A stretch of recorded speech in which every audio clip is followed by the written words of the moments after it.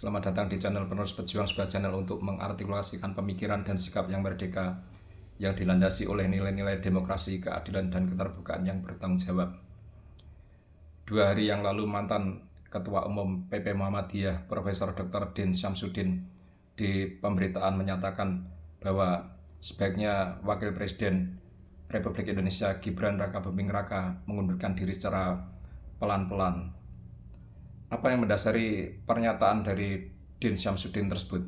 Tidak lain adalah saat ini yang sedang ramai dibicarakan, yaitu tuduhan ijazah palsu yang menimpa Wakil Presiden Gibran Rakabuming Raka. Din di situ juga mengatakan bahwa dirinya telah ditemui oleh Forum Purnawirawan TNI, sebuah kelompok yang mengatasnamakan para purnawirawan TNI yang ingin memasukkan Gibran. 2 hal itulah yang mendorong Din kemudian mengeluarkan statementnya agar Gibran Rakabuming Raka mengundurkan diri. Akan kita coba ulas dua hal yang mendasari statement dari Din Syamsuddin tersebut.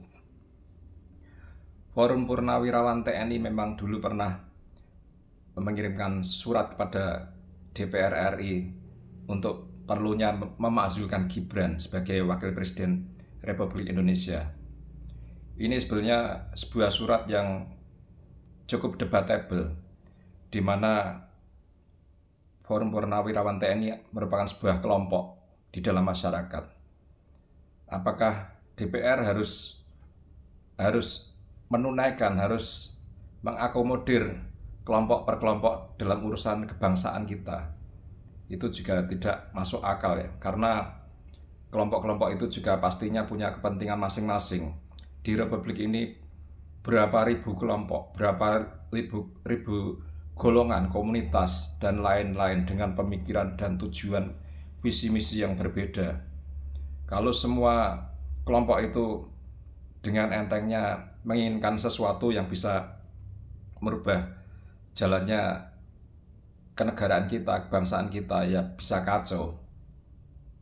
Jadi tidak ada alasan yang mendasari dari Forum Purnawirawan TNI yang cukup kuat untuk meminta pemakzulan Gibran.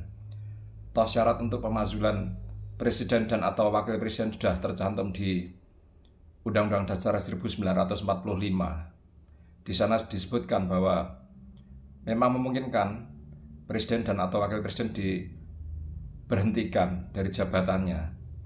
Tapi syarat-syaratnya juga misalkan karena berkhianat terhadap negara, melakukan kejahatan yang besar, terus melakukan perbuatan tercela, itu bisa dimungkinkan. Selama itu tidak ada yang dilanggar oleh presiden maupun wakil presiden, ya tidak perlu mewacanakan untuk pemakzulan atau pemberhentian. Terus yang kedua, dengan adanya isu dugaan ijazah palsu yang menimpa Wakil Presiden Gibran Rakabuming Raka, ini juga harus dicermati oleh Din. Apakah itu sudah ada keputusan hukum yang final, yang inkrah bahwa Wakil Presiden Gibran Rakabuming Raka menggunakan ijazah palsu? Kan belum ada. Ini baru tuduhan sepihak dari segelintir orang. Kalau itu dijadikan pijakan untuk menyarankan Gibran mundur dari kursi wakil presiden, ya bisa kacau negara ini. Nanti di kemudian hari akan muncul modus-modus serupa, pola-pola serupa, di mana pejabat tinggi negara kita, presiden, wakil presiden, atau pejabat tinggi lainnya, kemudian ada segelintir orang yang tidak suka, kemudian dia melontarkan sesuatu tuduhan, entah ijazahnya palsu, entah kewarganegaraannya palsu, entah mungkin akta kelahirannya palsu, lalu meminta mundur, ya kacau. Roda pemerintahan di negeri ini tidak akan pernah jalan. Memang pada pokoknya para penuduh itu memang sudah tidak suka dengan sosok wakil presiden Gibran Rakabuming Raka ya. Terlepas dari pro kontra waktu Gibran itu memasuki panggung politik negeri ini sebagai calon wakil presiden saat itu, memang mengandung pro kontra, yaitu dengan keputusan MK nomor 90 tahun 2023 tentang batas umur untuk menjadi kandidat presiden dan wakil presiden. Tapi harusnya itu sudah selesai pada waktu itu. Karena apa? Karena putusan MK itu adalah sah. Itu diucapkan oleh pakar hukum tata negara kita, yaitu Profesor Dr. Mahfud MD kala itu. Beliau menyatakan bahwa putusan MK walaupun dipandang ada kontroversi tapi tetap sah sebagai keputusan. Walaupun kemudian ada hakim konstitusinya yang diindikasikan melakukan pelanggaran etika, kemudian dibentuk Majelis Kehormatan MK dan sudah diputus, tapi itu tidak akan merubah putusan dari MK itu sendiri, putusan MK nomor 90 tahun 2023 sebagaimana disampaikan Prof. Mahfud MD saat itu.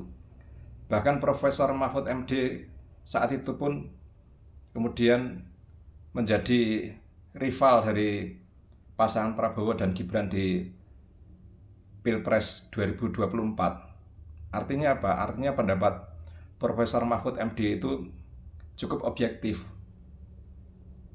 Karena beliau sebagai kandidat rival, saat itu sebagai kandidat rival dari pasangan Prabowo dan Gibran. Beliau kalau tidak objektif mestinya dulu juga ikut menolak keputusan MK nomor 90 tahun 2023. Nyatanya tidak. Nyatanya beliau tetap ikut kontestasi melawan Prabowo dan Gibran. Ini harusnya yang dicontoh oleh para politisi kita, para warga negara kita, para tokoh-tokoh kita. Kebesaran jiwa dari seorang Mahfud MD, di mana dia bisa mendudukkan persoalan pada proporsinya, tidak terjebak pada subjektivitas kepentingan pribadinya, tapi bisa menilai secara jernih dan objektif. Ini yang harus dipunyai oleh segenap warga negara. Saya secara pribadi dulu pun juga cenderung tidak setuju dengan keputusan MK nomor 90 2023. Tapi karena itu sudah menjadi keputusan, dan keputusan itu adalah sah, sebagaimana dikatakan oleh Profesor Mahfud MD saat itu, ya saya ikut menerima.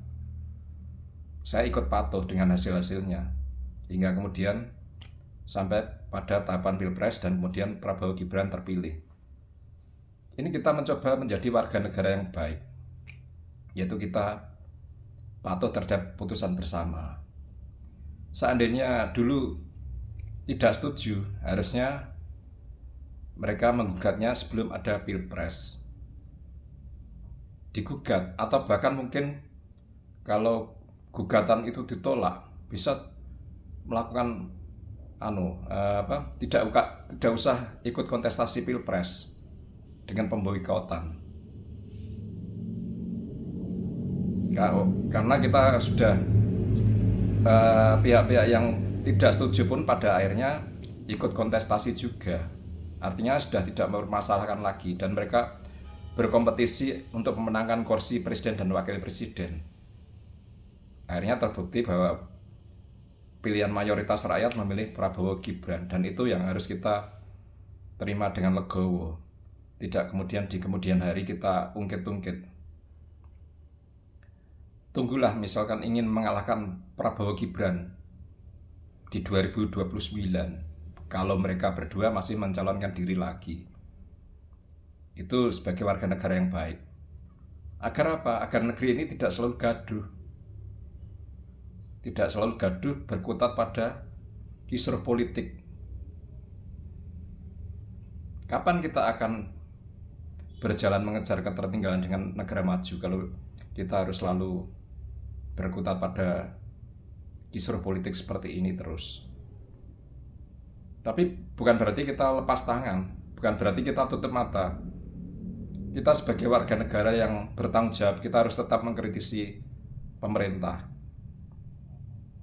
Kita tetap harus menyalurkan aspirasi kita kepada wakil rakyat, agar jalannya pemerintahan sebagaimana yang diinginkan oleh rakyat. Pemerintah harus tetap pada on the track, tidak menyalahgunakan kekuasaan. Itu cara kita sebagai warga negara yang baik dan bertanggung jawab. Kita harus tetap kritisi pemerintah. Mungkin video saya cukupkan di sini. Kalau ada salah kata saya mohon maaf. Tetap semangat dan salam merdeka.